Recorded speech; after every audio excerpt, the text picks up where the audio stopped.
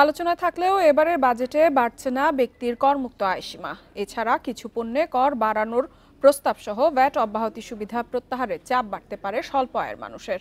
নতুন করে শুল্ক বাড়ানো হলে বাজারে পণ্যের দাম আরও বাড়ার আশঙ্কা বিশ্লেষকদের। ওয়ালটন আবারও মিলিয়নিয়ার অফারে ওয়ালটন ফ্রিজ কিনে আপনিও হয়ে যেতে পারেন মিলিয়নিয়ার। অন্তর্বর্তী সরকারের অধীনে 2025-26 অর্থবছরের বাজেট পেশ করতে যাচ্ছেন অর্থ উপদেষ্টা ডক্টর সালেহউদ্দিন আহমেদ। বাজেটের মূল লক্ষ্য রাজস্ব আদায় বাড়িয়ে ঘাটতি কমানো এবং আইএমএফের শর্ত পূরণ করা। কর বাড়ানোর প্রস্তাব এবং ভ্যাট অব্যাহতির সুবিধা প্রত্যাহারের কারণে সাধারণ জনগণ ও ব্যবসায়ী মহলের উপর চাপ বাড়তে পারে। নাগরিক ফ্রেন্ডলি একটা বাজেট হোক, সেখানে আমরা ক্রয় ক্ষমতার মধ্যে যেন সবকিছু কিনতে পারি, এটাই তো আমাদের কাম্য সবসময়। মানুষের নাগালের মধ্যে একটা দ্রব্য মূল্যটা থাকে। শুধু আমাদের কথা ভাবলে হয় না, সমাজে কয়েক স্তরের লোক বসবাস করে, প্রত্যেকের কথা বিবেচনা করে বাজার ব্যবস্থাকে নিয়ন্ত্রণ করা কর্তৃপক্ষের একান্ত দায়িত্ব। প্লাস্টিকের তৈরি টেবিলওয়্যার, হাইজেনিক সামগ্রী এবং টয়লেট সামগ্রীর ভ্যাট দ্বিগুণ হচ্ছে। সিমেন্ট, এলইডি লাইট, সিগারেট ও অটোরিকশার মতো কয়েকটি পণ্যের দাম বাড়তে পারে।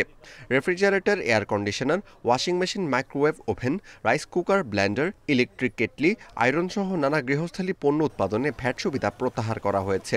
এতে পণ্যমূল্য বাড়লে চাপ পড়বে ভোক্তার উপর। কিনে খাইতে পারতেছে না, একটা জিনিস চাইলেও পাইতেছে না কিনতে।